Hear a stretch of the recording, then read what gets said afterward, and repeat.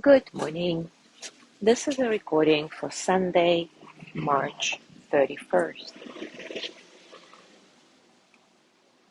Yesterday I promised that we're going to dive into exploring empathy more in depth. So let's just start doing this today.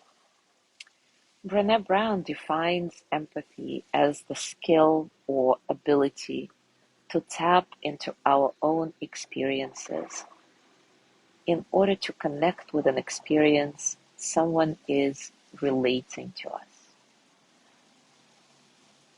She adds that empathy is best understood as a skill because being empathic or having the capacity to show empathy is not a quality that is innate or intuitive. Yes, we might be naturally sensitive to others, but there is much more to empathy than just sensitivity. Another good definition comes from a counseling textbook by Arne Ivy, Paul Patterson, and Mary Ivy. They describe empathy as the ability to perceive a situation from the other person's perspective, to see, hear, and feel the unique world of the other. Most researchers agree that there are at least two elements to empathy: cognitive empathy and affective empathy.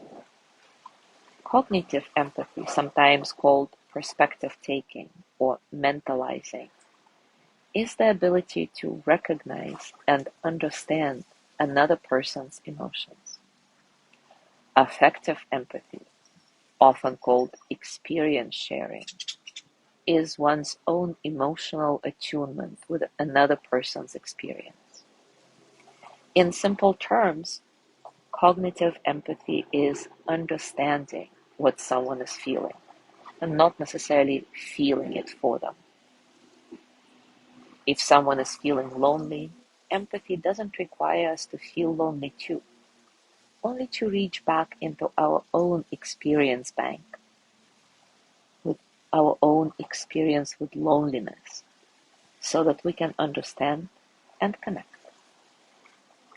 Brené Brown also says affective empathy, which is feeling something along with the person who is struggling, is actually a slippery slope toward becoming overwhelmed and not being able to offer meaningful support.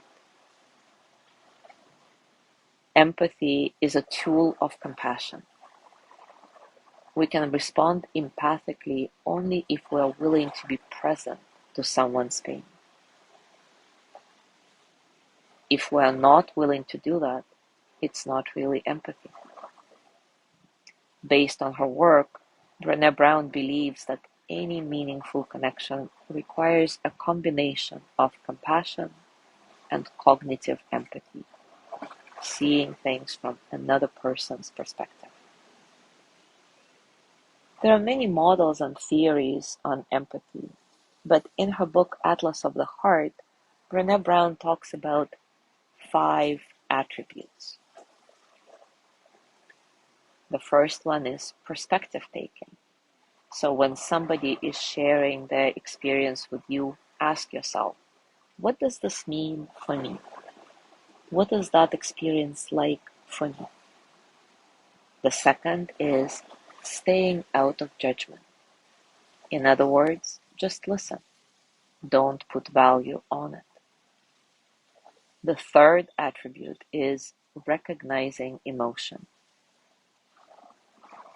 This is about touching within myself something that helps me identify and connect with what the other person might be feeling. Check in and clarify what you're hearing. Ask questions. The fourth attribute is communicating our understanding about the emotion. Sometimes this can be elaborate and detailed, and sometimes this is simply, shit, that's hard, I get that. And finally, the fifth attribute is practicing mindfulness. This means not pushing emotions away because it's uncomfortable for us, but feeling it and moving through it. The bottom line is real empathy takes more than words. It takes work. Empathy is not simply knowing the right thing to say to someone who is experiencing shame. Our words are only as effective as our ability to be genuinely present and engage with someone as they tell their story. Unfortunately, the skill of empathy can be learned. Tomorrow we will start dissecting the complexity of empathy by looking at each of those attributes I mentioned. Today, though, I just want to do another practice of empathy directed toward ourselves. Because as we develop empathy,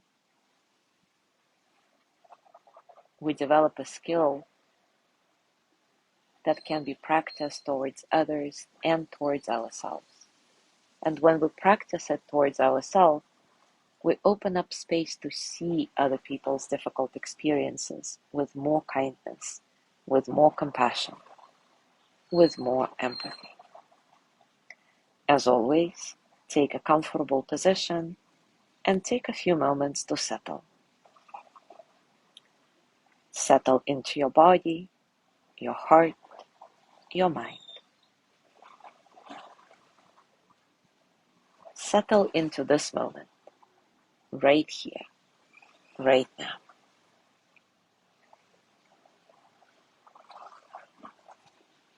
Nice and soft breath, natural.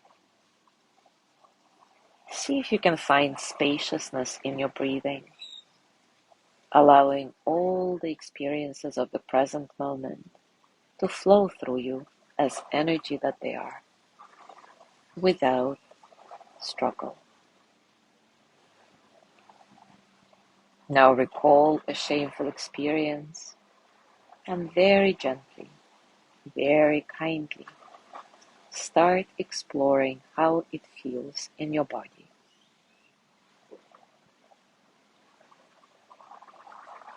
Whatever it is for you, whatever you discover, try to simply stay with this experience. Allow whatever is happening in your body, in your mind, in your heart, to simply be here, to exist. Remind yourself that even though you are experiencing shame, you are not your shame. You're so much bigger than that.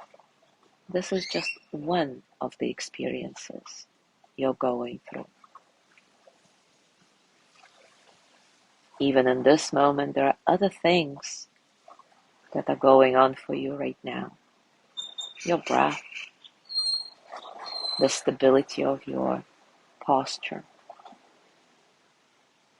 the loving presence of your fellow practitioners who are doing the same practice, my voice. And start repeating after me. Shame is a moment of suffering. Suffering is a part of life. May I be kind to myself in this moment. May I give myself the compassion I need. Shame is a moment of suffering. Suffering is a part of life. May I be kind to myself in this moment. May I give myself the compassion I need. And as you repeat this mantra, notice if anything starts shifting. And remember, it's not about forcefully changing your experience. It's not about fixing anything. Maybe something shifted, maybe not. It's all good. It's simply about creating space around your experience. simply allowing it to exist. Shame is a moment of suffering. Suffering is a part of life. May I be kind to myself in this moment. May I give myself the compassion I need. Also remind yourself you are not alone in this experience. It's a universal emotion. We all experience shame at times. So perhaps remind yourself how human of me to feel this way. How human of me to want this feeling to go away. And return to your mantra. Shame is a moment of suffering. Suffering is a part of life. May I be kind to myself in this moment. May I give myself the compassion I need. And now take a moment to reflect how exactly you can be kind to yourself in this moment of shame. Maybe it's a hug, a kind word, or maybe you need to reach out to a friend and to ask for a hug, perhaps without any explanation. This is a moment of suffering. Suffering is a part of life. May I be kind to myself in this moment. May I give myself the compassion I need. Now gently let go of your practice and, as always, scan your body and notice what's going on for you right now, physically, emotionally, mentally. How are you, really? And as you go through your day today, I invite you to continue with this reflection. Empathy is a skill that can be developed. When you practice empathy toward yourself, you open up space to see other people's difficult experiences with more kindness and compassion, with more empathy. Enjoy your discoveries, and as always, if you feel inspired to share your musings, please do so. Your voice is important. Your stories are important for all of us. Thank you so much for being here today. Have a lovely day, and I will see you tomorrow.